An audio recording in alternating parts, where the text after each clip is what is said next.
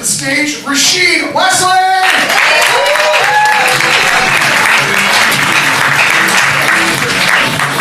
Shit, what's going on, everybody? Real quick question. Did anybody else in here have kids? Am I the only one who fucked up? Was that just me? Look, I know being a parent is hard. Being a dad is difficult. So I try to do shit to try to relax. The problem is, my 12-year-old is fucking that up for me. My 12-year-old daughter has started stealing my weed. And ain't no punchline in that shit. This little bitch is jacking me right now. Okay? And it hurt me the most because she stole my edibles. Does anybody else in here do edibles? Okay, cool. See, I like edibles. One, because I'm fat, alright?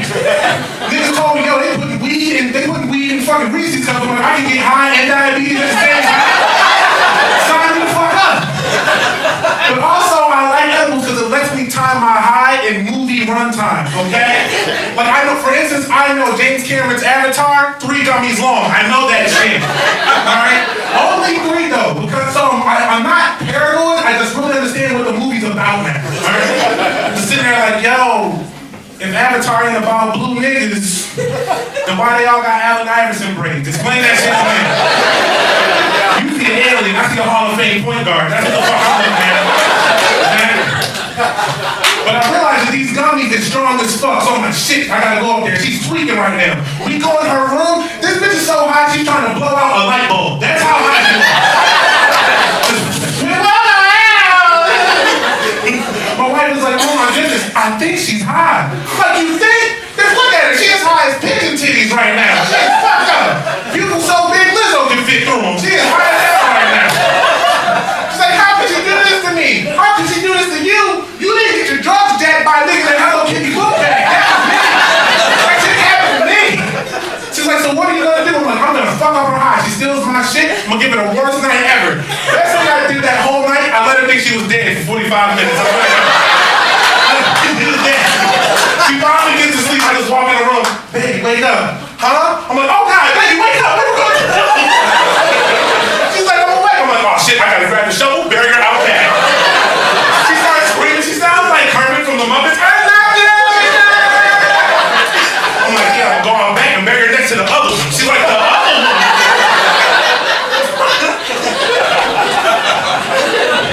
And see, the thing is, I'm super stressed out because I made my life's worst fucking decision and I became a substitute teacher.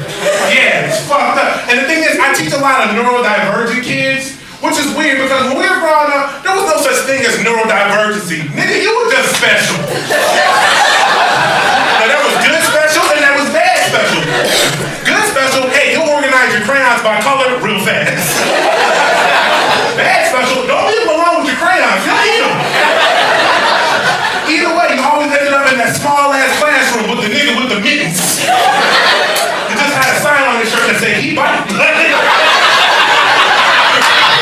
One of the worst things I had to teach, this kid was 14 years old, 6'4" and 300 pounds, okay? Cross-eyed as fuck, looked like Wreck-It Ralph if everything went wrong. And he swore he was a gangster just standing up there, fuck the ops, fuck the ops. I'm like, fuck the ops, boy, you can't read, okay? The alphabet, that's your ops, that's who the ops you fight. Why don't you do a drive on the alphabet song? You might get something. The worst. Okay?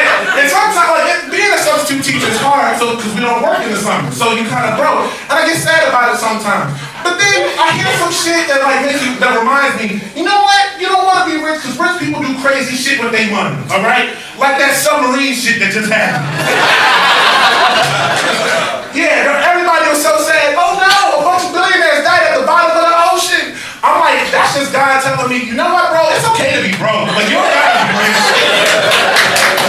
Because you know where the fuck I was when I found out that a bunch of billionaires died? At the fucking unemployment office. That's where the hell I was when I found out. The lady doing my paperwork told me. I was like, oh, did you know some of them? She's like, no, nigga, I'm telling you there's a job opening right now. Niggas out here driving submarines, you can't drive an Uber, do something. And I didn't think I was able to do that kind of thing until I realized that the whole submarine was piloted by a goddamn Nintendo 64 controller. Who knew Donkey Kong was educational? Who figured that shit out? And I almost dropped a tear. I almost got real sad. But then I just heard the voice of God who was like, now nigga, now you see why I let you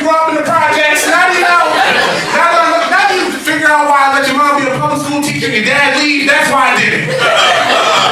I had plans for you. You gonna sling dick jokes for drink tickets for the rest of your life.